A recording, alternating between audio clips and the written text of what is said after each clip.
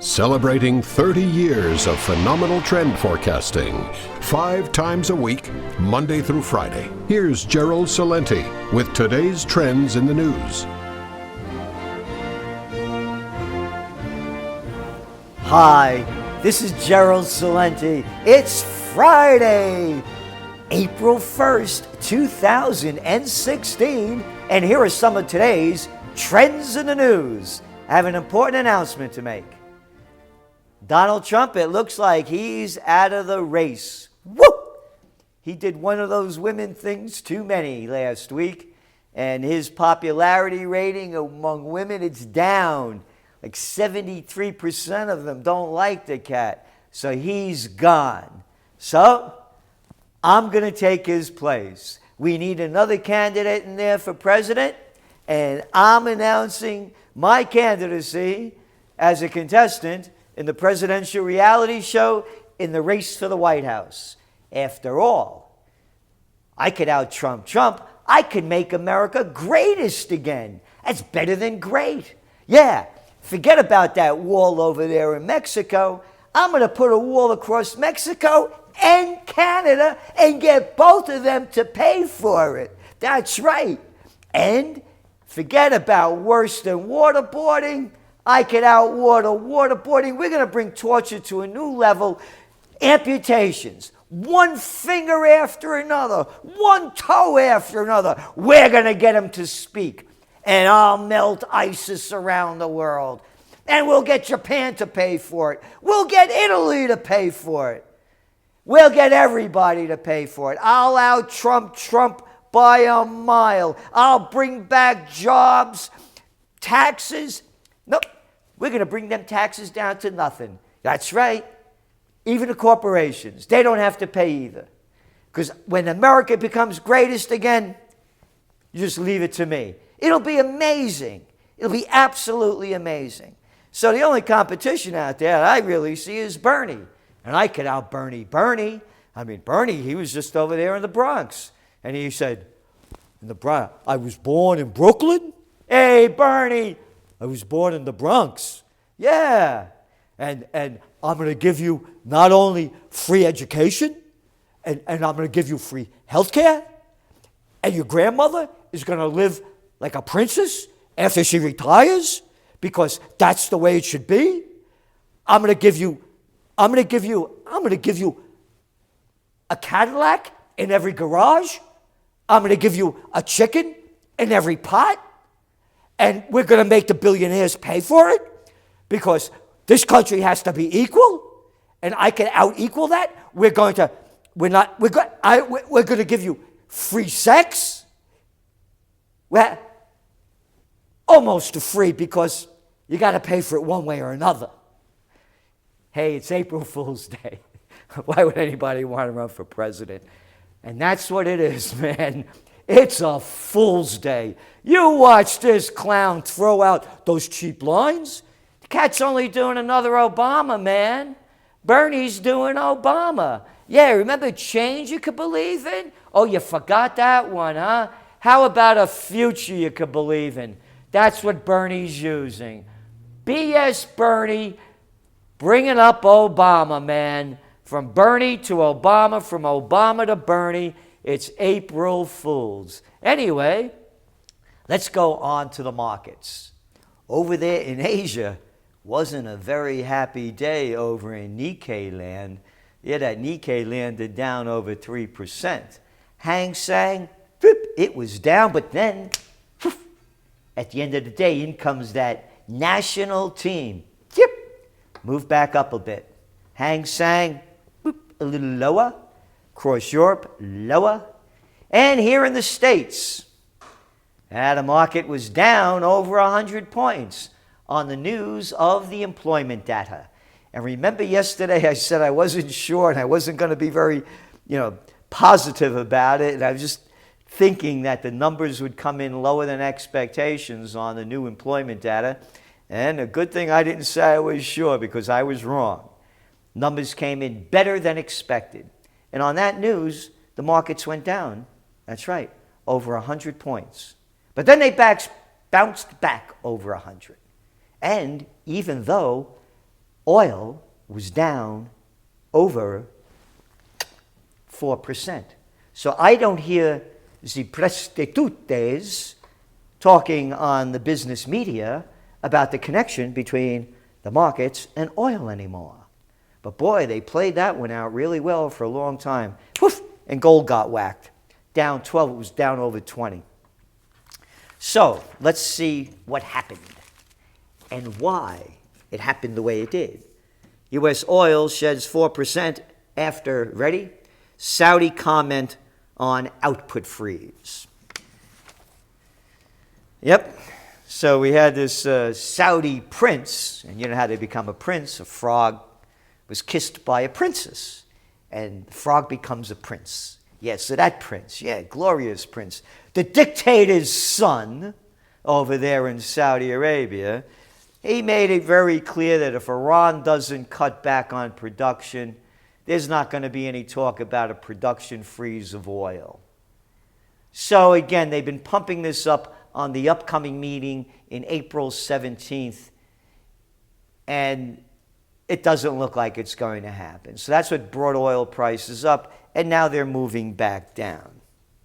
Futures slightly paired losses after oil field service firm Baker Hughes reported its weekly count of oil rigs operating in the United States fell by 10 to a total of 362. You ready for this? At this time last year, drillers had 802 rigs in U.S. oil fields. 802. And now we're down to 336. I mention this because when they keep talking about an oil freeze of production, once prices go back up, man, these rigs start pumping again. And now you multiply this by the rest of the world. So I don't see oil prices going up beyond the range that we were talking about. In the low 30s, even back into the 20s, the high 20s, up to maybe the 50s. That's it. But remember, it was at $115 a barrel back in June of 2014. And I mentioned about the employment gains and the employment numbers. Just to make this clear, as of today, our nation faces job losses still of 1.5 million people if you want to return back to pre-recession levels. So just to put that in perspective. Now let's look at where the jobs came from. Construction employment added 37,000 jobs. Wait a minute, didn't I see and read in this past week and last week, new home sales in February were down 7.1%. Existing home sales were down 7.1%. And new home sales, when you pull out the West, were down 8%. So how is all these construction jobs going to keep going? The other great gainers were 37,000 jobs in healthcare. Great. They don't pay anything. That could give you a middle-class living. Other ones, employment continued to trend up in food service and drinking places, where 25,000 jobs were added. That's called waitresses, bartenders, dishwashers, and people working in restaurants. Mining employment declined 12,000 jobs, a loss of 185,000 over the year. Employment in manufacturing, that's where the money is, down nearly 30,000 jobs. But retail was the big one. They added 48,000 jobs. So, they added 48,000 jobs, but Macy's, Kohl's, all these companies are closing joints.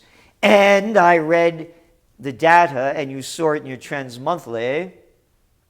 What was consumer spending in February? The grand total rise of 0.1%. What was it in January? The grand total up 0.1%. So how are they creating jobs in retail? And even if they are, they don't pay much at all. So there you go. That's on that front of what's really nothing more than, I believe, numbers that show where America is. The numbers are probably real. The labor force participation rate, ticked up a tiny percentage point, but it's still back to 1970s lows. And the jobs that are being created are not living wage jobs. You can't save anything, and you can't make enough to build anything bigger. Political tensions steer central banks to gold. Heightened geopolitical tensions and a push for diversification in reserve assets led central banks' net purchases of gold reaching 483 tons in 2015, the second highest annual total since the end of the gold standard. And China and Russia are among the big buyers. And then you look at gold, they say its best month in some 30 years in terms of growth. Gold prices rose 16% for the first 3 months of the year, the biggest leap since 1986. And of course, as countries were buying it, other countries that are desperate, like Venezuela, Colombia, El Salvador, they were selling it. So, you know us, think for yourself. Going back to the stocks going up not on news of real price discovery. Here is another fact. You read it in your Trends Monthly. You can read it again and hear it again right now. First quarter earnings for S&P 500 companies are forecast to slump 8.5% from the same period last year, according to FactSet. Shares already are more expensive than their historical averages after 7 years of a bull market. Not a bull market, a bullshit market. A bullshit market driven up by quantitative easing, zero interest rate policies that have enriched the filthy rich, because you look at that number, just what I just read to you, where the increase of a bull market has come, 95% of that wealth, it's a fact, went to the 1%. But when I'm elected, I'm going to make sure that the 1% gives you back. Yeah, Bernie, how about you save your Brooklyn Act for the guys on Coney Island? I remember watching you guys. Yeah. And the people applaud this stuff. They applaud it like little children, just like they bought into Obama. Hope and change you could believe in. Yep. A future you could believe in. Same fraud, different name. Anyway, the S&P's 500 trailing price earnings ratio is at 18.2, according to FactSet, higher than the 10-year average of 15.8. So there you have it. The stocks are overvalued, earnings are in a slump, and the market's going up. It makes perfect nonsense. McDonald's to expand reach in China. Fast food giant seeks investment partner to help build out its franchise business. Interestingly, just tying in with this, is 1 in 8 adults now obese, global survey. Yeah, keep spreading that junk food out there. Keep eating crap and keep listening to it, because that's all they're serving. Whether it's on the presidential reality show or what they call the news, it's crap for the mind and they serve crap for the body. Hey, it's April Fool's, April 1st. This is Gerald Celente, And that's some of today's trends in the news.